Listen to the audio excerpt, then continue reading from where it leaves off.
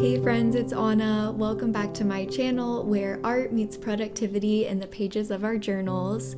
This March, we're diving into the majestic world of ancient Rome to bring a touch of empire and elegance to our planning. So grab some tea or coffee, get cozy, and let's get bullet journaling.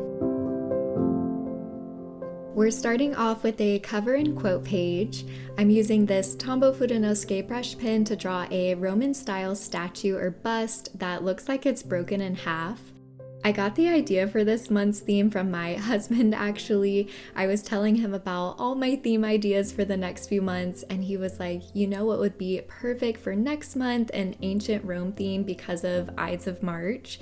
And I immediately had this vision of old Roman busts and crumbling columns with florals sprouting from the edges. So as you'll see, we'll be drawing a variety of ancient Rome-inspired statues and architecture, and we'll also be pulling from some Roman texts for a few quotes throughout the setup. I'm using this brush pen to do the drawing because it had a darker black than any of my fine liners, so that's going to help this image stand out from the flowers we'll add in a second. To keep this setup from getting too labor intensive, I decided to use a washi tape for the florals. I'm pulling from these two tapes that are both from the Vintage Botanicals set from the washi tape shop. If you guys saw my stationery haul last week, you know I just got these tapes and could not wait to put them in my journal. I love the neutral tones and the gilded gold. I'll link this tape set along with all the other supplies I'm using in the description box below. I'm also an affiliate with the washi tape shop, so you can always use my code ANNABRUNS10 for 10% off your entire order over there if you want to shop these tapes or any of their other products. I'm using a few other washi tapes to add to the design, all of them sticking with that neutral vintage tone. The white tape with the text is actually a Shakespeare tape, which I know Shakespeare is not from the era of ancient Rome, but I did think it was fitting since his play Julius Caesar was a big part in making the Ides of March and Caesar's death so famous still to this day. I felt like the design was starting to look a little monotone though, so I decided to add some green. I'm using a darker green. This is Tombow color 177 to color in some of the leaves, and then I'll use a lighter green color 192 to highlight text throughout the setup. I thought we could use a touch more flowers and gold. With the floral tapes, I overlap it with the drawing and then use an X-Acto knife to cut away the portion over the drawing so it looks like the flowers are sprouting up out of the broken parts of the bust. Moving over to the left page, I'm going to do a very simple quote page here with some words from Marcus Aurelius's famous Meditations. If you haven't heard of these, Marcus Aurelius was the last of the commonly named 5 good emperors, and the book Meditations is a collection of his own personal writings. The book is mostly thinkings in line with Stoic philosophy, and although I wouldn't define myself as a Stoic, if people even really use that term anymore, I did really connect with so many quotes from his writing. I am personally a Christian, and even though I'm not exactly sure how that relates or differs with Stoicism, I'm not a philosophy expert, I still found a lot of these quotes fit in with my faith and values. So I'm going to be including a few different ones from Meditations throughout the setup. This quote here goes, "When you arise in the morning, think of what a precious privilege it is to be alive, to breathe, to think, to enjoy, to love." I'm writing it out in a calligraphy font based on a font I found in Canva, and then I'm going to add some leaves and green to include some color as well. I think the pages honestly could have been left like this if I wanted a really clean and minimal look, but in the moment it felt a little bare, so I'm adding some washi tape to the corners of both of these pages. And those are the completed cover pages. On to the more functional parts of this setup. First we have my calendar page. The calendar I typically use in my journal is 5x5 squares in this A5 size notebook, and this is where I record events, travel, appointments, stuff like that. I've honestly been considering changing up how I do my calendar because I usually only have a few things to write for each week, so it seems like a lot of extra space, especially since I also have my year at a glance and weekly spreads where I can also write this information. But whenever I think about not including this spread, it makes me nervous because I like being able to visualize the month, how much of it I have left, and be able to quickly see which weeks are busier or more open. I've been reading writer Carol's book, The Bullet Journal Method, and he does his monthly calendar as a log, so I could try that. If you guys have a monthly calendar system that works really well for you, please let me know. I'd love to hear any of your ideas and maybe start experimenting a little bit. As you saw, I wrote the title in the top left, but I'm actually going to completely change that, so you'll see a new title design in a minute. I wanted to bring in some other ancient Rome themed drawings, and I thought some broken columns would be perfect. These are based on a picture I found on Pinterest, and actually most of the drawings in this setup are inspired by images I found on Pinterest, so I'll leave links to all those pins that I used as inspiration in the description box, so you can check out the original art if you want to. I'm adding another column in the bottom right to balance out the page, and then using some more of that vintage botanicals washi tape to sprout out from where the column ends. The super nice thing about these washi tapes is they have kiss cut lines, so you can peel off each individual floral design like a sticker, which makes these so easy to use. So my original plan for this page was to have the title on the left so I could put another meditations quote on the top right, but I decided that was just going to be so busy and distracting, so I'm pasting in some spare dot grid paper to create a fresh slate to write a bigger title in the center. Pasting in dot grid paper is one of the many tricks I use for fixing mistakes in my journal. This one I typically save for bigger mistakes that can't be covered with whiteout or a white gel pen. And honestly, I think it looks totally fine. If you're doing this and you want to minimize the edges of the pasted in paper from standing out as much, you can have the paper end where there's a drawn line. So I could have extended my scrap paper down to the top of the calendar, and you definitely wouldn't have been able to tell that's where the piece of paper ended because of that black line of the calendar. I just wasn't thinking of that in the moment. I'm adding some more washi tapes, leaves, and green highlights to round out the spread. I kind of just kept on adding design elements and color until it looked well balanced, and that's our finished calendar. Next, we have some pages I call Notes for March. I do a variation of this spread every month, but change up what sections I include depending on what's working and what's important to me. I really like how I laid this out in February, so I'm gonna keep that same design as last month. I'm drawing 3 boxes for the 3 different sections, and I'll title each one with my alphabet stamp set. And then I'm going to start drawing another statue bust on the right page, but I'll briefly go through how I use each of these sections to prepare for and stay organized throughout the month. Intentions are general priorities or things I want to focus on.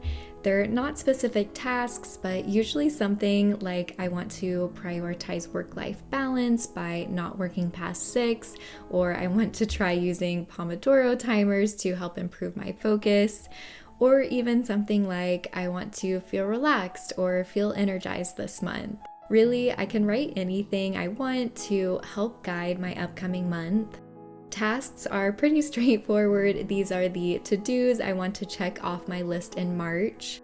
The goals section on the right page is a new one I added last month, and this section is specifically for annual goals. If you saw my 2024 journal setup, I created a page for 10 goals I have this year. So this space is for checking in with those goals and writing any specific steps I want to complete this month. I'm not actively working on all these goals at the same time, so I'll probably only write tasks for a few of them, but I think this is really helpful to, first of all, just remind me of those goals, and second, give me a place to write out what small steps I can make progress on this month. I'm adding to the art on the page with some more washi tape and wrote another meditations quote which reads, "The soul becomes dyed with the color of its thoughts." I have to say I am so pleased with how these spreads are coming together. I love this muted and earthy color palette and the antique feel. It's somehow a mix of both intricate and minimal at the same time. I think this design on the right page with the woman's statue and the quote might be my favorite, although I really like the drawing for my weekly spread, which you'll see in a few pages. And those are my notes for March. Next up, we have my sleep and mood trackers. This sleep log has recently been replacing my habit tracker spread because I really wanted to devote all my focus on getting my sleep schedule under control. I also actually track my morning routine and work start time here, which are both connected to my sleep schedule. The y-axis of this box is for the days of the month, and the x-axis is for hours of the day, starting with 9 p.m. and going through to 10 a.m. I'm also leaving a little space to the right for notes. I can write if I slept well, felt tired in the morning, things like that. I'll put a picture of my February sleep log so you can get an idea of how I fill this out, but basically I use one brush pen to color in the squares in each day's row from when I went to bed to when I got up, so that will represent my sleep hours. I'll use a different color to color in the hours I'm doing my morning routine, and then a third color to mark a line for when I start work that day. I created a key at the bottom for me to assign the colors and list any other symbols I use. I've really been enjoying having this in February so far because I've realized I will not get out of bed unless I've hit at least 7.25 hours of sleep, but that I'm a lot less tired if I can get over 8 hours, which are some really helpful insights. I'm also very curious to look at this at the end of the month and see if there's any correlations between my mood and sleep, which should be pretty easy to spot since these spreads are side by side. So on the right page here, I have my mood tracker. I've been using this same format for several months. It's the line a day method. Super simple to set up, and I basically have one line a day to write about my mood. I really like that this allows me to write multiple moods and any context I want to add about those emotions. I also create a color key for this spread, assigning colors to common moods. So at the end of the month, I go through and highlight wherever I wrote those moods with their respective colors. And that gives me a quick overview of how I was feeling that month and makes any patterns easier to spot. Since the functional portions of these spreads will take up most of the pages, I'm keeping the decorations to solely washi tape. I don't always show it because it would probably make the video pretty tedious, but I'm constantly moving around the washi tape until I find the perfect placement, which I love that washi tape is so easy to peel up and re-stick so you can do that. I'm highlighting all the numbered portions with this light beige Tombow color, and those are my completed March trackers. On to the last pages of this setup. These will be my first weekly spread for March. We'll be on week 10 of 2024, which is crazy that we're already this far into the year. But the number 10 is also a nice reminder that we still have so much time left in the year as well. My usual weekly setup takes up 4 pages in my journal, and I have a half-page column for each day. So in a second, I'll start dividing up the pages in half. This is where I write all my daily to-dos for both work and personal, and since I have plenty of space, I can also write notes or reminders. The right column on the last page is for my weekly task list, and as you'll see in a minute, I fold the middle page of the spread so that no matter what day of the week I'm on, I can always see this weekly list. That will make more sense in a minute when I actually fold it. You'll see what I'm talking about. I like having a rolling weekly because it works best for my brain to think of what I want to accomplish that week as a whole, but wait until each day to determine what I'm actually going to do that day. One thing I want to try this month in my weekly spreads is rapid logging, which is something I'm reading about in the bullet journal method by writer Carol. This system puts an emphasis on writing things down as they happen and incorporates more traditional journaling rather than just using the daily log as a to-do list, but it's all still in short form, so you're not using up your daily column to write long paragraphs or anything. So for example, I could record a quick note about a particularly negative or positive interaction with a colleague. I could write down my thoughts on how well a new system is working for me. I could even write down that my husband surprised me with flowers after work. Anything that I find noteworthy in the moment. And this is supposed to create a great record of your day, which can be really helpful when reflecting. So I'm curious to see how this goes and how I can mix in rapid logging with how I already format my daily columns. I'll definitely keep you guys updated on this in my next plan with me. I'm completing my weekly spread with another Roman bust and some decorations around it.